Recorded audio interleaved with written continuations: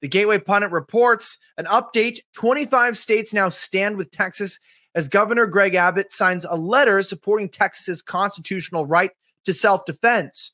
We're going to be looking at this and so much more coming up on the Gateway Pundit's Week in Review.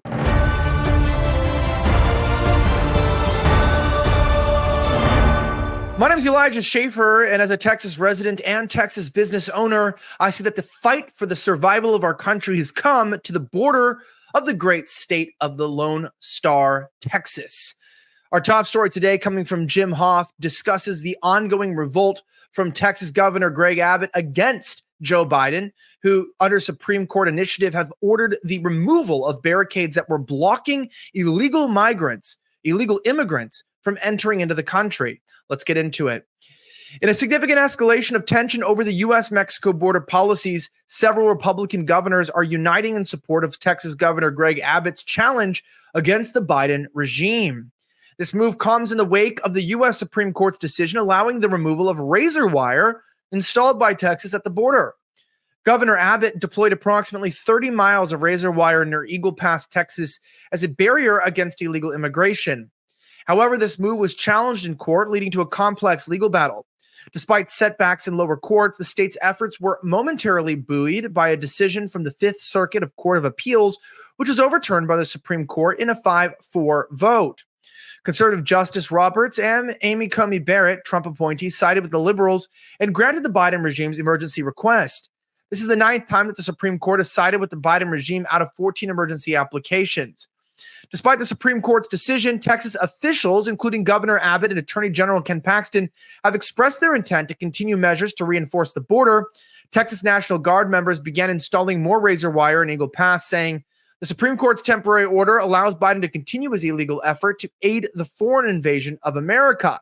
Attorney General Ken Paxton said, the destruction of Texas's border barriers will not help enforce the law or keep American citizens safe. This fight is not over, and I look forward to defending our state's sovereignty. Governor Abbott, in a fiery statement, lambasted Joe Biden for failing to enforce immigration laws and therefore violating his oath of office. He then declared an invasion under Article 1, Section 10, Clause 3, asserting Texas's right to self-defense. The Texas response has drawn backing from several of the Republican-led states, fueling a growing standoff between state and federal authorities. Governors from red states have publicly declared their support for Texas's right to self-defense against the lawless Biden regime. Florida's Governor Ron DeSantis expressed his stance, emphasizing constitutional principles and pledging ongoing assistance to Texas. South Dakota Governor Kristi Noem also praised Texas's actions and criticized the Biden regime for creating a national security crisis. Now, the reason why this is such a mouthful is the fact that Texas is in a very sticky predicament. The federal government has abdicated its own position of defending the U.S. national border and has begun implementing what I consider an anti-democratic or anti-republic stance. Now, of course, the Biden administration and the Supreme Court, through a federalized decision, said that states cannot protect their own sovereignty from foreign invasion. This is not only a complete reversal of any duty, this is a complete abandonment of moral obligation. But Texas is being forced into a difficult position. Now, the Biden administration has given Texas a hard stance until January 26th on Friday. I'm currently reporting from the Gold Coast in Australia, so it is Friday here, but it is Thursday in the United States. Now, as this video continues to come out and the morning begins, we'll see what Biden does. But Biden gave a warning. You have until now. Will Texas continue to, do what they're going to do?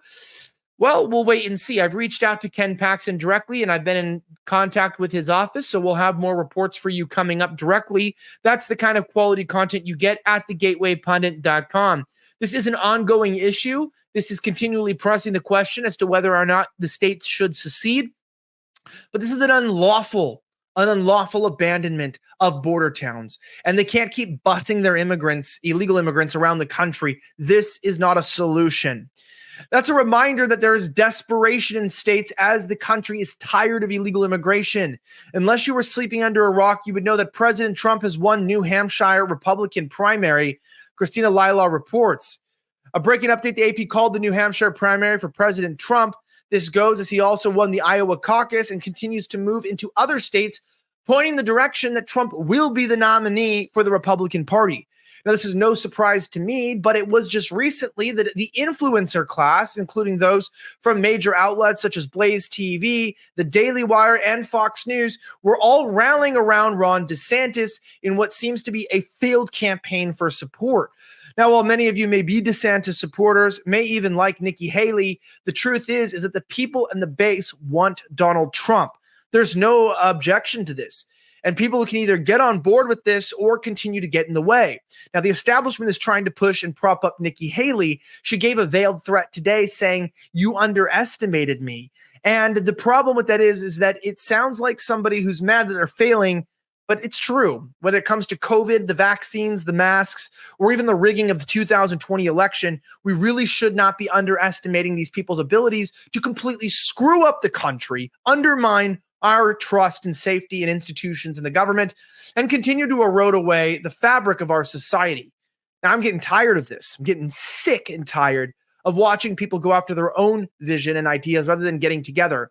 And it's about time, like the states are backing behind Abbott, that we back behind Abbott and the governors back behind Trump, and we take this damn country back from the people who are trying to take it from us every day. Now, that's just a reminder. Update on our last video last week that Michelle Obama's secret plan to replace Joe Biden emerged.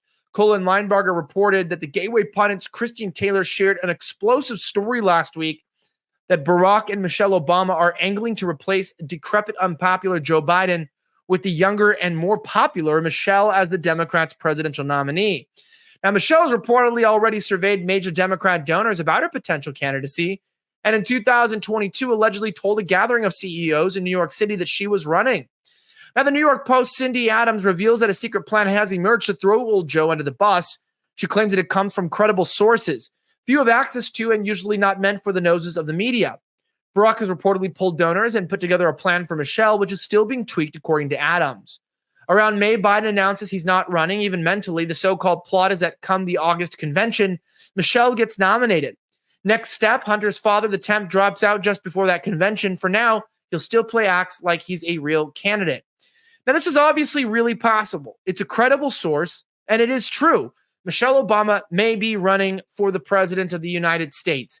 If Joe Biden runs, then my only solution would be that either he has a stroke, heart attack, and or dies while in office, and we end up instituting some sort of a, governor's choice or government's choice, I should say, deep state pick, which would be Michelle Obama.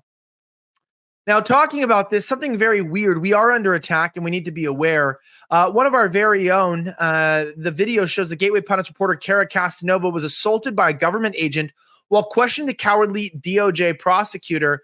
We have that video here, and I want to show you that they are willing to assault us. They are willing to cause us problems. And here's what happened to her when she tried to do her own investigation. Can I just ask you a question? No comment. Okay. Has to go through a press. All right, who's your press person? Why were the police escorted so quickly out the door? Like Lila Morris, who was clearly seen beating a woman, beating a woman. Okay, Do you think that Roseanne Boylan was murdered January 6th? No. Do you think by Lila Morris? Why are you protecting somebody that was seen beating? I thought you were against police brutality. You're not against police brutality? No comments. Are you not against police brutality? No There's comments. no comments? So Roseanne Boylan's life doesn't matter. You didn't have to answer to journalists. Do you not believe in freedom of press?